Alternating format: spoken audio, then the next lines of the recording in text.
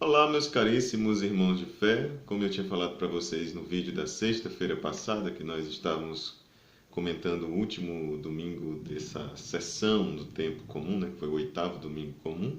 Depois o tempo comum retornará lá, depois do domingo de Pentecostes. Mas o que acontece agora? Depois que termina o carnaval, começa então a quaresma, né, esse período de 40 dias, onde nós vamos revivendo o sofrimento de Jesus e vamos nos preparando para a Páscoa. A Quaresma nada mais é que, assim, fazendo assim uma explicação bem simples, ela é o que? É a preparação para a Páscoa, para bem celebrarmos estes mistérios pascais. E nós fazemos isso todo ano. Para você, isso pode se tornar algo bastante repetitivo, mas se você pensar o cristianismo, o catolicismo, somente do seu ponto de vista, então tudo aquilo que nós realizamos se apequena, né? Fica muito mais reduzido de significado. Mas quando você pensa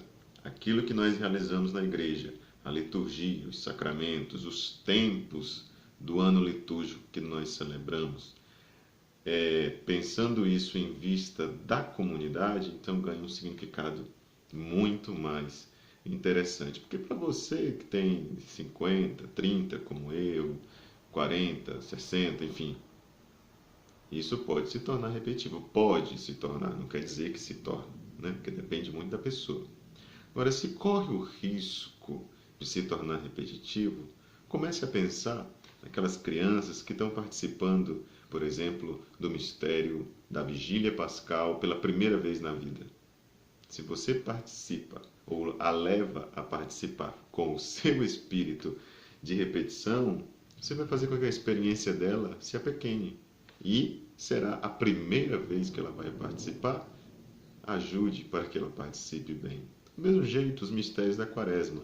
Se você já se converteu, então a quaresma não serve, porque a quaresma é um tempo de conversão, então você já se sente convertido, se você já se sente altamente preparado para entrar no reino dos céus, então não tem sentido nenhum, né? Agora, se você acha que tem novamente, com a quaresma deste ano, com a quaresma do ano que passou, com a quaresma do ano que virá ainda, se você acha que tem oportunidade para acrescentar algo na sua vida espiritual, então a quaresma sempre vai fazer sentido quando nós reconhecemos que somos pecadores e sempre precisamos ampliar cada vez mais a nossa compreensão e o nosso discernimento diante desse espírito de conversão, que é um processo que vai sendo vivido e cada vez mais nós vamos agregando novas coisas, vivenciando os mesmos mistérios, mas sempre agregando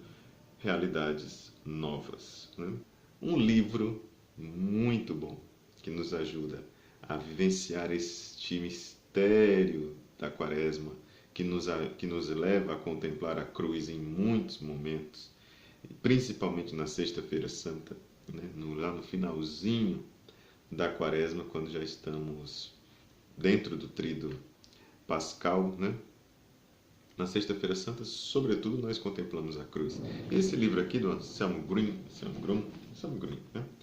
Ele fala exatamente sobre essa realidade da cruz como imagem do ser humano redimido. Ele é da editora Paulus. Se você ainda não conhece esse livro, procure conhecer. Ou nas livrarias, muitas cidades do Brasil não têm, né? A grande maioria não tem livraria Paulus, mas você pode adquirir esses livros ou pelos representantes Paulus, ou no site da Paulus. É só entrar lá, colocar no Google Paulus que você vai encontrar. Não precisa nem dizer outras coisas mais. Procure e encontrarás. O que ele diz aqui?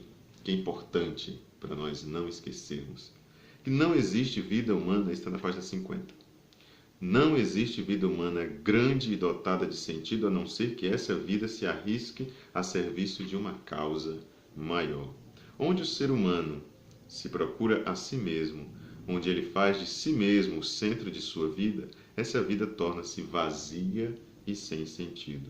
Quando sua vida quer adquirir sentido, porém, a causa maior com a qual um ser humano se compromete não é uma coisa maior, e sim uma pessoa maior.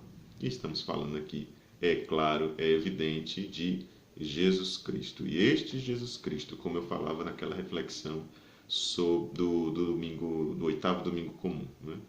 Nós somos formados em Jesus Cristo e Jesus Cristo nos forma pelo sofrimento. Quem não aceita a cruz, quem não aceita o sofrimento, não aceita Jesus Cristo. Depois, todo o livro é fantástico, mas impossível eu fazer um vídeo aqui sobre o livro inteiro. Então eu separei aqui algumas partes. Está na página 50, está na página, agora que eu vou ler, está na página 96. O subtítulo é um protesto contra o esquecimento do sofrimento. E ele vai dizendo assim: hoje podemos experimentar na TV todos os sofrimentos deste mundo na flor da pele, mas é quase um vício assistir às imagens de pessoas despedaçadas por balas e de cidades destruídas, de crianças famintas e emagrecidas. Vemos tanto sofrimento, mas não sofremos junto. E aí ele diz ainda que esse sofrer junto é emocionalmente impossível. Mas a enxurrada de informações sobre situações de sofrimento nos endureceu. Por mais que você não consiga sentir aquilo que a pessoa está sentindo lá do outro lado da televisão, porque é algo que não dá para se fazer, mas você nem, ele está dizendo aqui que a pessoa nem faz um esforço para sentir aquilo que a pessoa está sentindo. Muitas pessoas já se fecharam interiormente para proteger-se contra a superabundância do sofrimento. Olham para pessoas que sofrem na TV, mas não querem encontrá-las pessoalmente. Essa atitude levou à sentença judiciária desumana de que seria um desaforo exigir de pessoas que passam suas férias numa pousada que aceitassem a presença de pessoas portadoras de necessidades especiais, porque isso prejudicaria o seu divertimento e o seu descanso. Da mesma maneira, há quem ache que seria um desaforo fazer crianças se confrontarem com a cruz, pois ver um ser humano sofrendo na cruz seria algo que as tornariam doentes. O sofrimento se tornou um tabu. Não tem direito de existir. As pessoas não querem saber de sofrimento. É um desaforo para nós. Mas esquecer o sofrimento gera o quê? Gera insensibilidade, dureza, isolamento. As pessoas já não estão dispostas a sentir o que outras sentem, a se colocar no lugar de outra pessoa. O importante é apenas a sua própria felicidade. No entanto, esta não pode ser alcançada quando alguém tenta forçá-la a contornar o sofrimento. Se você tenta a todo custo contornar o sofrimento, você não vai conseguir nunca ser feliz. A sua felicidade será sempre uma fachada, será sempre ilusória. E ele cita aqui um autor, que eu não vou encontrar aqui facilmente o nome, mas não importa, o que importa é o que ele está dizendo. Ele está falando da história de Jesus, que é uma história de paixão, e ela não permite que deixemos de ver as muitas cruzes no mundo ao olhar somente para a sua cruz. Que silenciemos ao falar só de sua paixão, há muitas torturas, há incontadas aniquilações sem nome, o sofrimento sufocado sem voz, a perseguição de inúmeras pessoas que em nosso século e no ambiente do poder de sistemas fascistas ou comunistas são torturadas até a morte por causa de sua fé, sua raça ou sua orientação política. As crianças perseguidas desde os tempos de Herodes até Auschwitz, na Segunda Guerra Mundial, e os tempos mais recentes de hoje. Então, olhar para a cruz de Cristo não nos permite ficar calados diante dessas situações de sofrimento. E para terminar, algo que eu acho que é sensacional, ele está citando aqui outro autor também, mas isso faz parte aqui do seu conjunto, da sua obra. Ele diz: é importante ter diante dos olhos o símbolo do divino, que num tempo em que o ser humano está firmemente convicto de sua onipotência, lembra-lhe que existe algo que está acima de sua razão. Ele está querendo dizer que as pessoas querem tirar a cruz do cenário, querem tirar a cruz dos locais públicos para não ver a cruz, e não querer ver a cruz, não querer que este símbolo esteja aí presente, significa reafirmar a convicção humana de que o ser humano é o ser por excelência. Ele está acima de todas as coisas e ele é o onipotente. Não existe um ser acima dele, mas ele próprio é o ser por excelência. O poder é suportável somente quando é restrito por máximas éticas. No mundo, porém, onde a produção, o consumo, o empenho e o dinheiro estão no centro, essas máximas foram empurradas para a margem. Por isso, experimentamos hoje como a conduta fica cada vez mais brutal, como a violência e a corrupção se tornam meios corriqueiros no cotidiano. Nenhuma sociedade pode sobreviver sem um consenso ético mínimo. Quando cada um cultiva somente seu egoísmo, a sociedade acaba diluindo-se, ela se esfarela. Neste mundo distante de Deus, no qual o ser humano sofre com sua alienação, símbolos são absolutamente indispensáveis. Não é só o símbolo da cruz, mas o símbolo da cruz no mundo cristão é algo que é extremamente emblemático. Então, eu recomendo muitíssimo esse livro, que nos ajuda a compreender aquilo que nós deveríamos meditar nessa quaresma.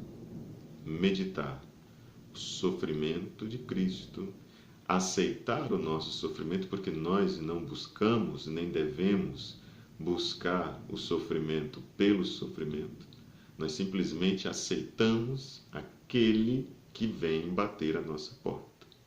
Nós não devemos fugir do sofrimento que se apresenta a nós. É claro que nós não vamos sair por aí procurando o sofrimento, mas aquele que chegar diante de nós, nós o aceitaremos. Nós o aceitaremos porque este sofrimento nos aproxima cada vez mais de Jesus Cristo. Esse sofrimento nos aproxima cada vez mais dos nossos irmãos. Esse sofrimento, ele como que rasga a alma para que caiba mais contradição e o ser humano possa crescer. Os seres humanos imaturos são seres humanos que não sofreram. Seres humanos que passaram pelo sofrimento são seres humanos que conseguem ir cotidianamente, né? Passo a passo, alargando os seus horizontes, crescendo como seres humanos. Quem rejeita o sofrimento, aquele que vem até nós, está como que dizendo que rejeita a sua realidade humana. Uma pessoa que vive querendo fugir do sofrimento, é uma pessoa que infelizmente foge da realidade. Quer viver na ilusão, quer viver no sonho, quer viver no mundo das ideias. Quem vive com os pés no chão, quem aceita que é um ser humano, quem aceita a realidade da morte, tem necessariamente que aceitar o sofrimento. Então é isso, meus caríssimos irmãos, que nessa quaresma nós pensemos cada vez mais nesses assuntos que às vezes nós não queremos falar, mas a morte faz parte da nossa vida, a cruz faz parte da nossa vida, o sofrimento faz parte da nossa vida. Queira você ou não, seja hoje, seja amanhã, seja daqui a 10 anos, o sofrimento vai bater à sua porta. Não estou aqui para ser profeta da desgraça, mas ser profeta do realismo. Você quer viver sonhando, então você se deita, dorme e aí vai ficar à vontade, né? Mas se você quer viver na realidade, nós temos que refletir sobre isso. Na quaresma é uma boa ocasião para isto. Nesse período da quaresma, então nós iniciamos essas reflexões. Eu faço votos que durante esse tempo da quaresma, a parte de outros temas que possam aparecer, você medite sobre a sua vida e a sua relação com Deus. Grande abraço e até o nosso próximo vídeo, que será na sexta-feira, sobre o primeiro domingo do tempo da quaresma.